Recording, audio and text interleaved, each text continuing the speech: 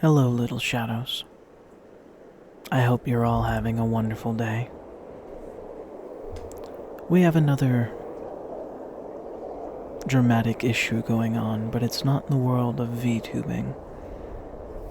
No, I've almost forgotten about the real world and its issues. So let's talk about them. Let's talk about Dexter Taylor. A hobbyist, a builder from New York. A person who never distributed a firearm, never fired a shot, and never threatened a single soul.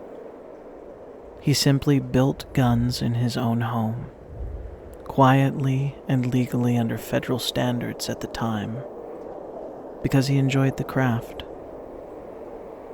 And for that, he's now being treated like a criminal.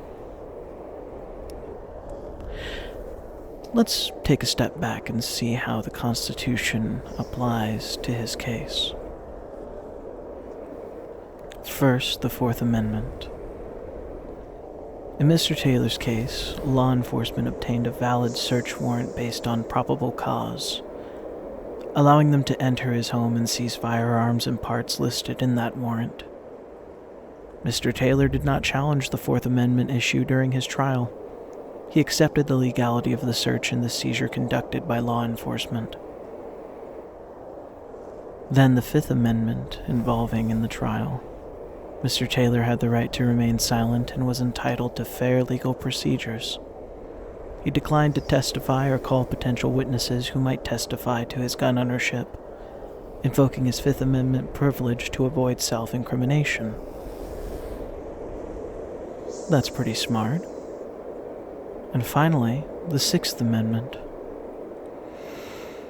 This is where things get a little dicey. During April 2016, the interrogation involving Mr. Taylor, he had invoked his right to counsel, but police continued questioning him. The statements thereafter were suppressed. However, when he waived his Miranda rights, he probably thought that being honest would solve the situation, but I wouldn't be surprised if he was walked into a corner by corrupt interrogation strategies. And these dirty tactics are nothing new, especially in New York. And the things that he said after waiving his Miranda rights were admitted into court. But when the judge openly said, "Do not bring the Second Amendment into this courtroom. It doesn't exist here. This is New York," that's a bit perplexing. The judge had no problem with the Fourth, Fifth, and Sixth Amendment. So, why the Second Amendment? Well, because the Second Amendment is the right to keep and bear arms. Yeah, you would say the one thing that could get his case thrown out and him acquitted of all charges isn't allowed to be mentioned in the courtroom. Such a typical power trip to silence a valid argument. What did Mr. Taylor do? Well, he assembled what are called ghost guns. Firearms built from kits and parts without serial numbers or registration. Federally, individuals are allowed to make firearms for personal use, though. So Dexter's actions complied with federal law at the time. But here's the problem. New York is part of the United States and fully subject to the Constitution, including the Second Amendment. However, the 10th Amendment gives states power to regulate, but not to override fundamental rights guaranteed federally. Yet another amendment allowed in your courtroom. We can add the 10th to the list, I suppose. And yet, in Mr. Taylor's case, the state dismissed his Second Amendment rights outright. You know, that's like saying, I follow the commandments because I follow 9 of them, but I still sleep with my neighbor's wife. You shouldn't be able to cherry pick what does and doesn't exist in a courtroom. But apparently, in the corrupt judicial system of New York, you can. Under federal law, individuals are generally allowed to manufacture firearms for personal use as well, as long as they are not doing so for commercial sale and comply with relevant regulations. There's no federal law forbidding private, non-commercial firearm assembly. Now we're starting to see why it's kind of stupid that the Second Amendment right wouldn't be allowed, and we're starting to see why that judge didn't want it there to begin with. The argument for pursuing Mr. Taylor? I believe it has to do with the SAFE Act passed on September 1st, 2022. But there's a caveat to that. Mr. Taylor had been assembling his firearms well before New York's stricter ghost gun laws took effect. Reports show that Mr. Taylor had been purchasing parts and assembling guns for several years, spending around $40,000 on kits and components over time, so purchased legally and done legally. The search and arrest related to Taylor's case happened early 2022, months before the New York September 2022 law went into effect. So, he was doing it before the law was in effect. This means that much of his assembly activity occurred under a legal gray area, or at a time when state law had not yet explicitly banned ghost guns or unfinished receivers. So the key issue really is, Mr. Taylor assembled guns before New York's strict new rules, yet he was charged and convicted under the newer laws after they took effect, which raises questions about retroactive application and legitimacy of the laws in this case that were cited. It's honestly crazy that Dexter Taylor is behind bars when he never sold those guns, never fired them unlawfully, and had no criminal record whatsoever. He was simply assembling firearms for personal hobby, not even use, something many people do legally in other states or even federally. And yet here he is, punished not for what he did, but for what could possibly happen. I mean, by that logic, I could walk into a bakery, stare at a dozen donuts, and get arrested for potentially eating them all, and causing a nationwide sugar shortage. No crumbs on me, no evidence I took a bite, just suspicion and a whole lot of what if. It's wild to think that someone can be locked up for the possibility of something when there's zero evidence they would ever actually do it.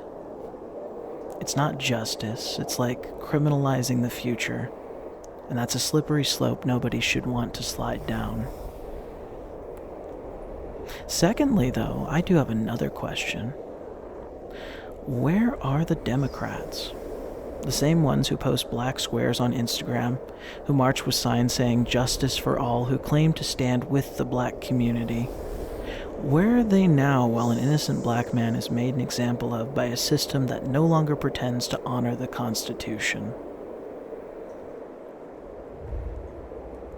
They are hiding from the truth they don't want to face. When a black man claims his Second Amendment rights, he no longer fits their narrative. The narrative that no one should have a gun because guns end people. I suppose by that logic, sabers end people, nooses end people, lethal injections end people. Must feel nice to live in LaLa land where you can wash the blood off your hands by blaming the instrument of destruction used rather than the hands who used it. I want you to listen very closely. I'm going to teach you something. People end people. You blame-shifting, non-critical processing morons. Columbine High School, 1999. Firearms were banned on campus. The shooters entered armed and caused horrific damage. Aurora Theater shooting, 2012. No firearms allowed inside the theater, so no immediate armed resistance during the attack. Hamburg Jehovah's Witnesses shooting, March 2023. Firearms are heavily restricted in Germany. The attacker struck a church where no firearms were allowed, so there was no armed resistance during the attack. Abundant Life Christian School shooting, December 2024. Firearms were banned on private school campus. The shooter faced no armed opposition, leading to tragic casualties. And Midtown Manhattan shooting, July 2025. In a strict firearm control zone, a shooter attacked an office building. No civilians were armed to stop him before police arrived. It's not the guns hurting people, it's the people. And if Mr. Taylor had any criminal history of any kind that was relevant to the charges brought against him because of what might happen, then this would be open and shut and we wouldn't be having this discussion. But he is a law-abiding citizen, never fired a single round, and has never been in any trouble. He should not only be protected by his Second Amendment right, he should be protected by those who supposedly say Black Lives Matter because he has been wrongfully imprisoned by those people's standards. When a man stands for self-sufficiency, personal freedom, and legal gun ownership, though, it seems Democrats drop him. Dexter Taylor is not guilty. He's not a threat. And if anything, he is a symbol, not of danger, but of independence, which I suppose in today's day and age is dangerous. And that's why they want to bury him, because he challenges the foolish narrative that Democrats choose to tread on. This case isn't about guns. It's about control. It's about submission, and it's about punishing someone for daring to be free. So I ask again, where are the Democrats who claim to fight for the oppressed? Where are the voices crying out for systematic reform? Where are the leaders saying, "We see you, we hear you, we believe you"? Why aren't they standing with Dexter Taylor, the innocent man being devoured by the system they say they oppose?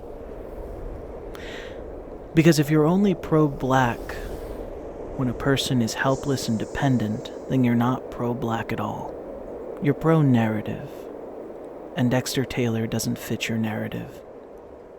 Does he, Democrats? But he still deserves freedom and justice.